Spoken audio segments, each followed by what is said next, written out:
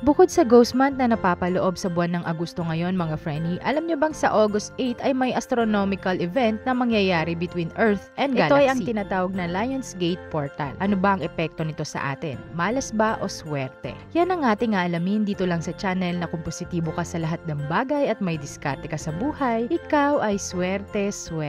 Siya si Rian, pwede mo kaibigan, laging masaya at malawak ang isipan, kaya maiibigan mo ang nilalang.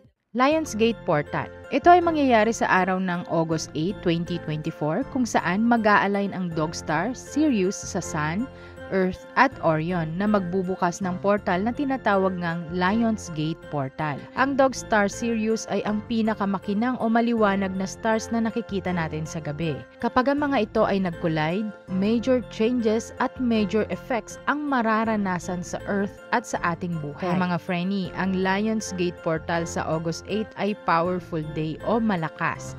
Ang tanong, malas ba o swerte? Sa ating pagbasa, ang galawang ito at pagbubukas ng pinto mula sa Earth o portal ay hindi dapat katakutan. Ito ay ang 888 na numero. Hindi ito joke mga Frenny, hindi ito kwentong barbero. Dahil ito talaga ay isang astronomical event, ito ay galawan ng galaxy, astrological sign. Ito ay napakaswerteng araw mga Frenny. Ang August 8 ay tatawaging alignment of 888 dahil ang August ay number 8 at 8 naman ang petsa. At kapag minultiply mo ang 24 which is ang ating taong kasalukuyan, magfo-fall siya sa number 8 at sasabayan ito ng Lionsgate Portal event sa kalawakan. Kapag ang Lionsgate Portal ay nag-align sa number 8, ito ay sumisimbolo ng swerte, abundance, infinite, manifestation, spiritual energy. Ilan lang yan sa mga simbolo ng alignment ng Lionsgate Portal sa number 8. Magandang araw din ito para sa mga nagpapaalaga sa akin ng cleansing at mga estudyante ko online dyan.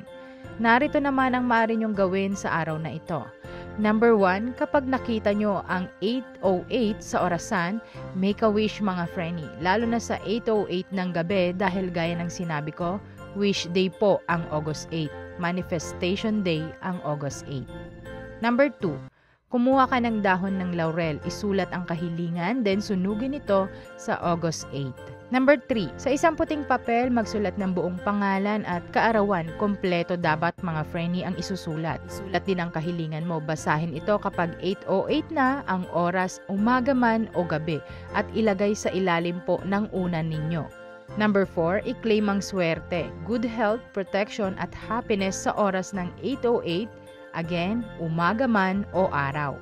Number 5, maligo ng may asin sa August 8 at pagkatapos naman huwag kalimutan pong mag-insenso. Ugaliin maging positibo, hindi lang sa araw na ito kundi sa araw-araw. Ito ay gabay lamang, mainam pa din ang pagdarasal ng taimtim, samahan ng sipag at diskarte para ang buhay ay swerte. Hanggang sa muling aralin, salamat sa pakikinig. Ingat! Kaya subscribe na para sa knowledge na sadyang blessing tapos may pa-giveaway pa. Pakiclick na lang ng bell para agad din malalaman mo kung paano gaganda ang iyong kapalaran.